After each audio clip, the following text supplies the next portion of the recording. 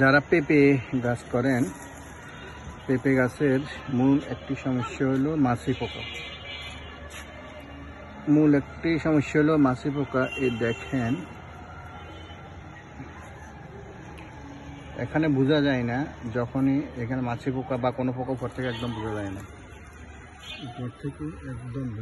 তো এটা খেয়াল করতে হবে। যদি পাতা এভাবে কোঁকড়ে যায়, যদি মরে যায়, তাহলে দেখবেন নিচে এই যে মাছি পোকা আক্রমণ, এই যে সাদা সাদা, এই যে মাছি পোকার আক্রমণ।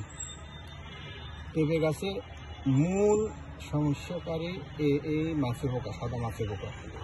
এই সাদা মাছি পোকা পেঁপের ক্ষতি করে, গাছটা একদম পুরো নষ্ট করে ফেলে। আপনার আরও কাছ থেকে দেখেন, একটু দেখেন, এই যে দেখেন, এই মাথা, গাছের মাথা নষ্ট করে ফেলে। দেখছেন, গাছের মাথা একদম নষ্ট করে ফেলে। দেখেন এই পাতাটাকে কি করছে, কুতুগুলো, এই যে দেখেন কুতুগুলো।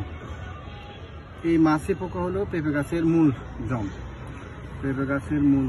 এই যে পেঁপে চারা উৎপাদন যেগুলো করছে, এই যে পেঁপে গাছ যেগুলো মাছি পোকা ধরে, একদম মানে শেষ হয়ে যাবে।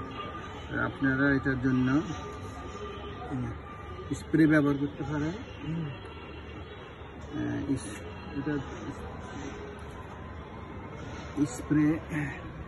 স্প্রেতেও অনেক হয়, সমস্যা হয়। অনেক সময় স্প্রে কাজ হয় না,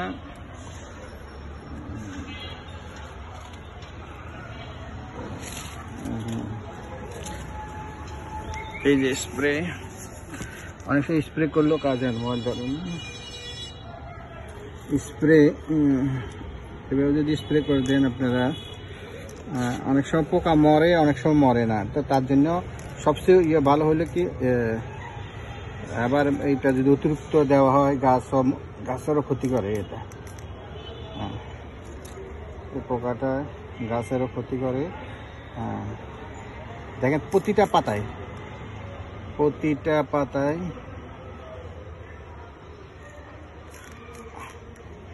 একদম প্রতিটা পাতা নষ্ট করে দিতেছে, প্রতিটা গাছ পুরো। দেখুন, এই দেখেন কি অবস্থা, এই দেখেন, এই যে সাদা, এই পোকাটা হলো সবচেয়ে মারাত্মক পোকা পেঁপে গাছের জন্য। আর পানি হলে পানি ক্ষতি করে। পানিটা তো গোড়ায় থাকলে গোড়া পচে যায়।